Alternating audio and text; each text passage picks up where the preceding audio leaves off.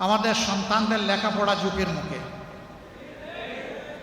ইতিমধ্যে ভাবা হচ্ছে সন্তানদেরকে স্কুল থেকে 3 দিনের জন্য গড়ে বসিয়ে তাদেরকে শিক্ষা দেওয়া হবে।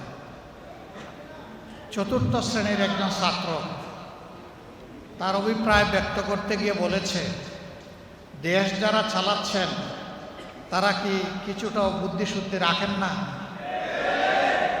একটা ক্লাসে যদি 50 জন ছাত্রের সংকুলান হয়, সেখানে মাথার উপরে ফ্যান ঘুরবে ম্যাক্সিমাম 5টা অথবা তার চেয়েও কম, লাইট জ্বলবে 3টা বা 4টা।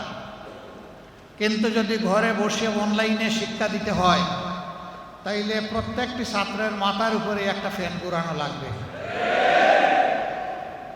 যেখানে 5টাতে চলে সেখানে 50টা, কমপক্ষে একটা করে বাতি জানালো লাগবে। যেখানে 3টাতে চলে সেখানেও 50টা।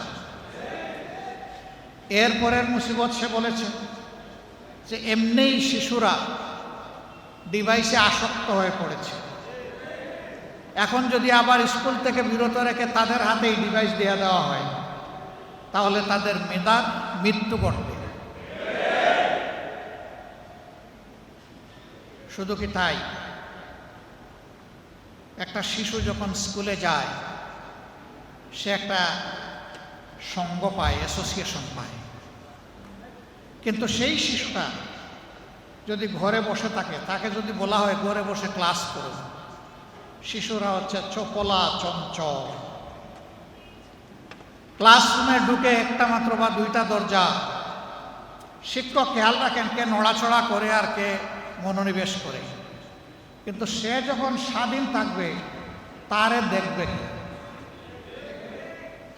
সে যদি ডিভাইস টেবিলের উপরে ফেলে রেখে গিয়ে খেলতে লাগে, তাও তো করার কিছু নেই। ঘুমাইয়া পড়ে, তাও করার কিছু নেই। যদি তারা খুনসুটি খেলে ভাই বোনেরা, তাও করার কিছু নেই। এইভাবে মেধার অপমৃত্যু ঘটবে। অথচ আশ্চর্য, আমরা যখন সংসদে জিজ্ঞাসা করছি যে সমস্যাটা এখন বিশ্বব্যাপী চলছে, এটা বাংলাদেশের সৃষ্ট নয়, আমরা বলছি যে আমরাও সহযোগিতা করতে চাই সমস্যা উত্তরণে। সরকার বলে কোনো সমস্যাই নেই। এমনভাবে বিবৃতি দেওয়া হয় সংসদের ভিতরে, মনে হয় যেন সমস্যা তো নাই, বরঞ্চ উদ্বৃত্ত তেলের উপর ভাসছে বাংলাদেশ। লজ্জা। আমরা জিজ্ঞেস করেছি, তাই যদি হয় তাহলে একজন গাড়ি চালক, একজন বাইক চালক কেন তাহলে পেট্রোল পাম্পের সামনে গিয়ে ঘন্টার পর ঘন্টা তাদেরকে অপেক্ষা করতে হয়? কিলোমিটারের পর কিলোমিটার কেন লাইনে থাকতে হয়? কেন তাদেরকে রোদে শুকাতে হয়? কেন তাদেরকে বৃষ্টিতে ভিজতে হয়?